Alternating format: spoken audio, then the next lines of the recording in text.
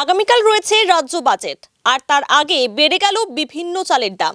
বস্তা পিছু 180 থেকে 200 টাকা করে বেড়ে গিয়েছে চালের দাম।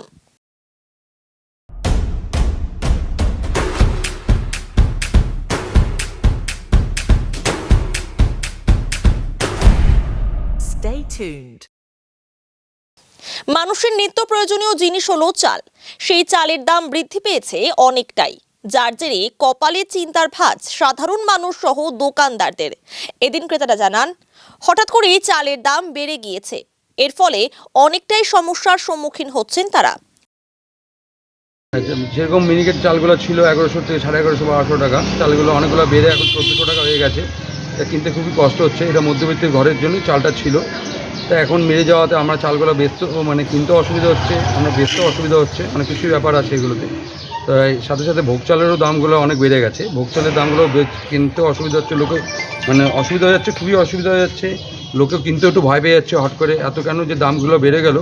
মধ্যবিত্ত লোকের জন্য বা সাধারণ মানুষের জন্য খুবই কষ্টকর হচ্ছে ব্যাপারটা। হ্যাঁ, এইভাবে তো দাম বাড়াটা উচিত নয়। তাই এটা হলো তো, যে সরকার যদি দেখতো তাহলে ভালো হতো জিনিসটা।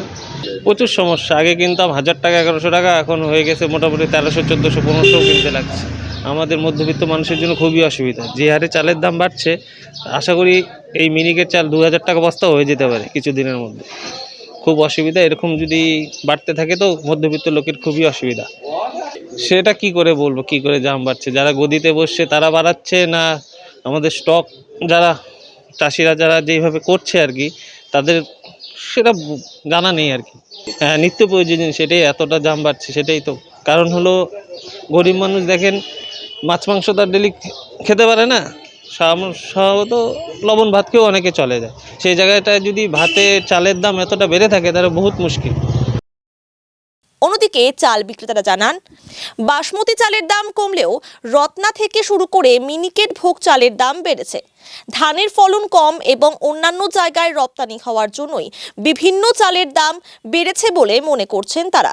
সাধারণ মানুষ ও বিক্রেতারা এর ফলে সমস্যায় পড়বেন বলে জানান। গরিব মানুষের চালটা বেড়েছে ঠিকই, কিন্তু এটা সাধারণ মানুষের অসুবিধাই হচ্ছে। মিনিকেটটা বেড়ে যাওয়াতে আর কি, রত্না মিনিকেট এগুলো বেড়ে যাওয়াতে খুবই অসুবিধা হচ্ছে, সাধারণ মানুষের খুবই অসুবিধা হচ্ছে। দামটা বাড়ছে এখন খুব সম্ভবত মনে হচ্ছে হয়তো এই সময়টা নতুন ধান উঠবে, আবার নতুন করে মিনিকেটটা শেষের দিকে হয়ে গেছে একটা। আর দ্বিতীয় নম্বর হচ্ছে পুরো এগুলো সব বাংলাদেশে এক্সপোর্ট হয়, যার ফলে খানিকটা একটু বাড়ে। এক্সপোর্ট হয় এইসব চালগুলো, বাংলাদেশে চলে যায় বেশি এইসব চালগুলো পশ্চিমবঙ্গে, তার জন্য ধানটা শর্ট হয়ে যায়, চালটা শর্ট হয়ে যায়, এই সময়টা একটু বাড়েও, মিনিকেটগুলোর দামগুলো একটু বাড়ে। আর ঠিক ওই জ্যৈষ্ঠ মাসের দিকে মিনিকেটের দামটা আবার নেমে আসবে, বাজারটা শিথিল হয়ে আসবে আর কি। চালের দাম, বাসমতি চালের দাম একটু কমে যাচ্ছে, কিন্তু ভোগ চাল, মিনিকেট এবং রত্না চালের দাম বেড়েছে। রত্না চালের দাম কেজিতে 2-3 টাকা বেড়েছে, আর মিনিকেটেরও 3-4 টাকা বেড়েছে, আর ভোগ চালে 15-20 টাকা বেড়েছে। রত্না মিনিকেটই খায়, সেটার দাম অত্যধিক বেড়েছে। কারণ হচ্ছে বলে বা প্রোডাকশন নাই, এই কথাই বলে, এবার বাইরে এক্সপোর্ট হচ্ছে এরকমই বলে। আমরা তো জানি না সে সম্বন্ধে। মানে বিশেষ করে মধ্যবিত্ত, নিম্ন মধ্যবিত্ত খুবই অসুবিধা। আর এমনি বাসমতি চাল যারা খায় তাদের দাম, বাসমতি চালের দাম কমেছে, 2-4 টাকা কমে যাচ্ছে। সেটা তো আমরা বলতে পারছি না, আমরা কী করে বলবো? আমরা যেরকম পারচেস করছি আমরা সেরকম বিক্রি করছি।